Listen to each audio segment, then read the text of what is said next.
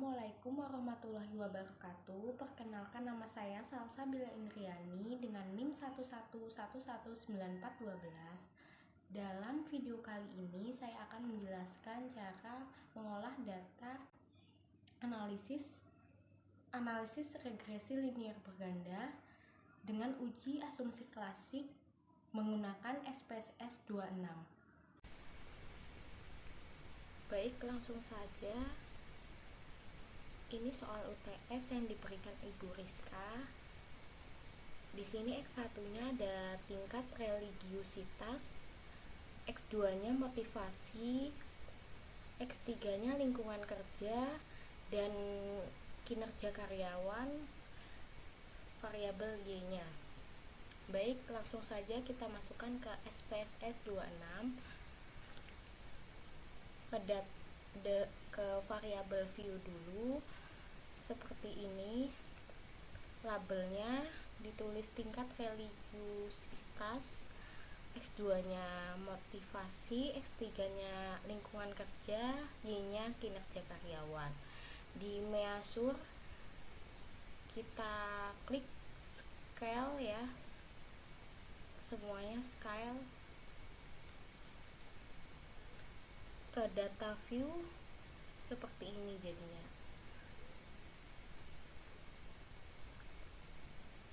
Ini sudah saya masukkan total dari X1, total dari X2-nya dan X3-nya, serta total dari variabel Y-nya. Baik, langsung saja ke pengolahan data menggunakan SPSS 26. Kita klik analyze, lalu regression, lalu linear. Kita masukkan variabel independennya,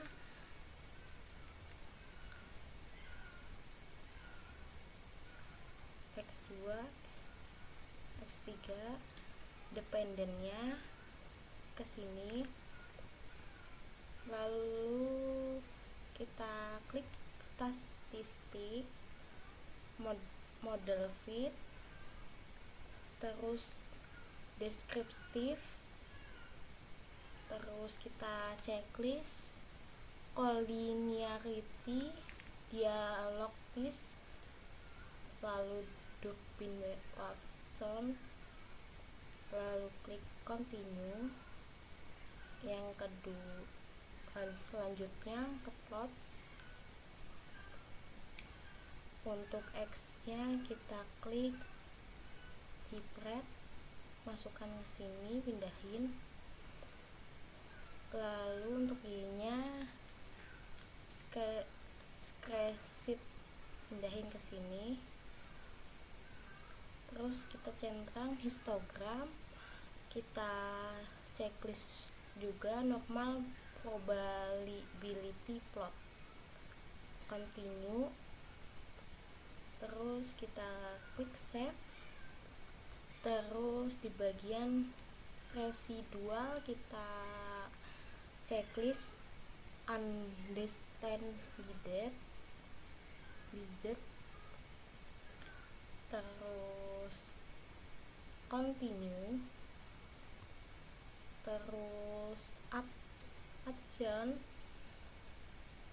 kita klik continue, lalu oke. Kita menunggu input datanya udah keluar seperti ini.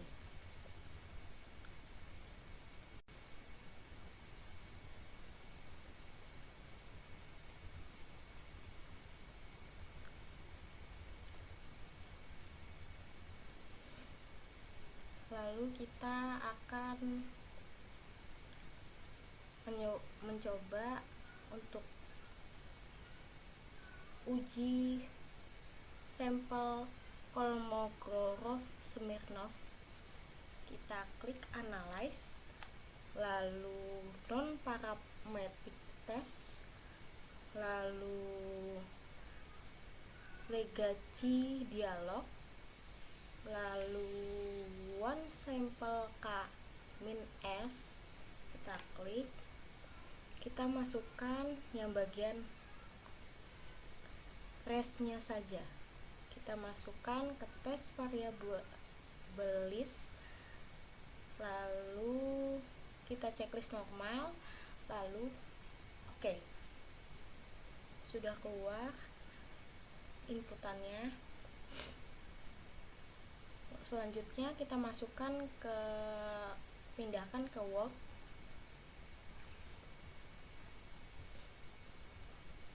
Sebentar. Ini ada variabel independen dan dependennya, tingkat religiositas X1, X2 motivasi, X3 lingkungan kerja, kinerja karyawan, Y. Pengujian analisis, yang pertama kita lakukan uji normalitas, uji multikolinearitas, uji heterokedastisitas, terus kita lakukan uji regresi berganda. Kita lakukan uji asumsi klasik menggunakan uji normalitas. Tampilannya seperti ini. Berdasarkan uji normalitas, Kolmogorov-Smirnov didapat nilai bersignifikan sebesar 0,052, maka lebih besar dari 0,05, sehingga data berdistribusi normal. Yang kedua, kita lakukan uji multikolinearitas, bertujuan untuk menguji apakah model regresi ditemukan adanya korelasi antara variabel bebas independen untuk mendeteksi ada atau tidaknya multikolinearitas di dalam model regresi. Pengujian ini dapat dilakukan dengan melihat nilai tolerance dan variance inflation factor atau VIF.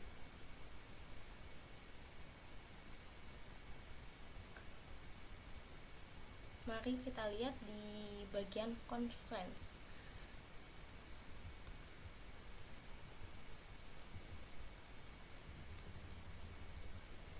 Kita lihat di bagian conference, kita pindahkan ke Word seperti ini.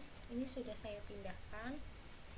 Berdasarkan hasil uji multikolinearitas untuk toleransi sebesar 0,0675 dan VIP-nya sebesar 1481, yang artinya keduanya menunjukkan tidak terjadinya multikolinearitas. Selanjutnya kita lakukan uji heterokedastisitas yang bertujuan untuk menguji apakah dalam suatu model regresi terdapat ketidaksamaan variasi residual antara suatu pengamatan ke pengamatan yang lain.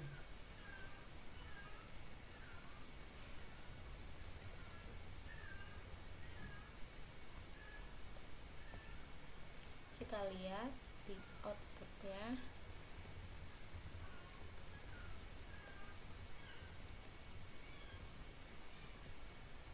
Kita pindahkan ke Word. Ini sudah saya pindahkan. Berdasarkan gambar di atas tersebar secara acak, ini kan secara acak dan berpola. Di atas angka 0 di sumbu X dan sumbu Y, maka tidak terjadi heterokedastisitas. Selanjutnya kita lakukan uji F.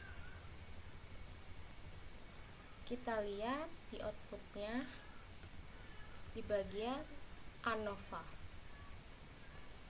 Di sini ya, kita pindahkan ke Word. Ini sudah saya pindahkan. Rumusnya untuk uji F ada df 1 df 2 sama dengan K itu jumlah variabelnya dikurang 1. Jumlah variabel kan ada 4. X1, X2, X3 itu independen dan dependennya Y. Jadi dikurang 1 sama dengan 3. df2 sama dengan N jumlah responden dikurang K atau jumlah variabel. 161 dikurang 4 sama dengan 157.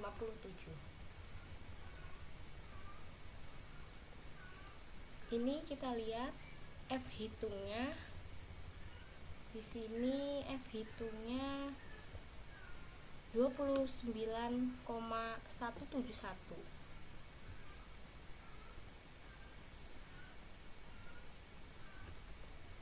F hitung. F tabelnya kita lihat caranya di sini 3,05. Berarti X1, X2 dan X3 berpengaruh terhadap Y secara simultan. Berdasarkan hasil di atas menunjukkan tingkat religiusitas motivasi lingkungan kerja berpengaruh terhadap kinerja karyawan.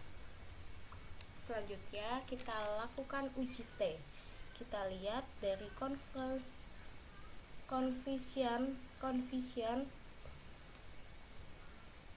ini sudah saya masukkan ke Word, ke pindahkan.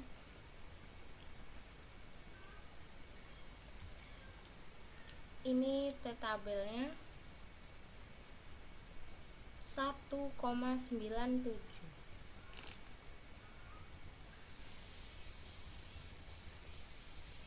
Lalu DF-nya sama dengan N dikurang K. 161 dikurang 4, 157. Jadi hipotesis pertama 4,028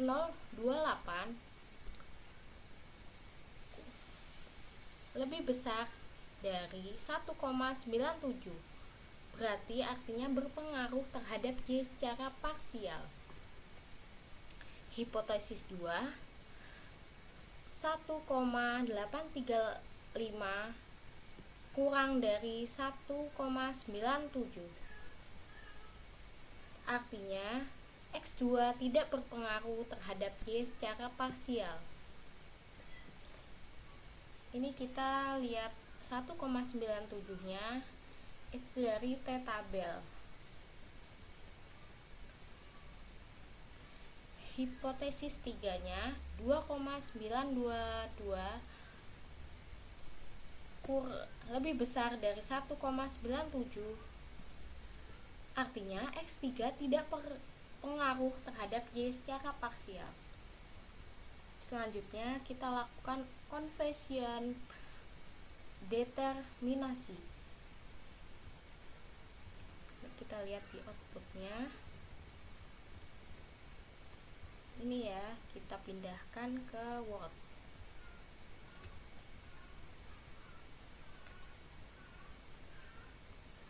Di sini conversion determinasinya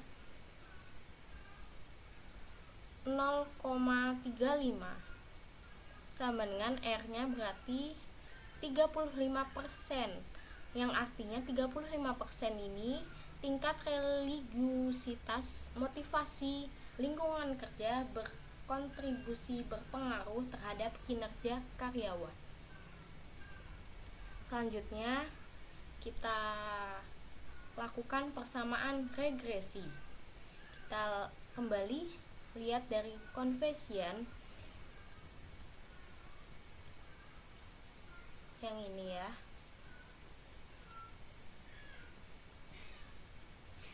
Kita lihat bikin persamaannya, Y sama dengan 7,2 7,271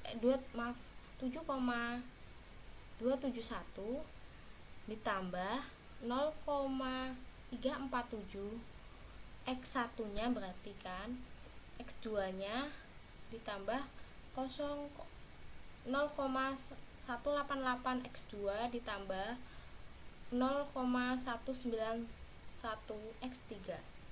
Seperti itu. Sekian video tutorial cara mengoperasikan data menggunakan SPSS 26. Terima kasih. Wassalamualaikum warahmatullahi wabarakatuh.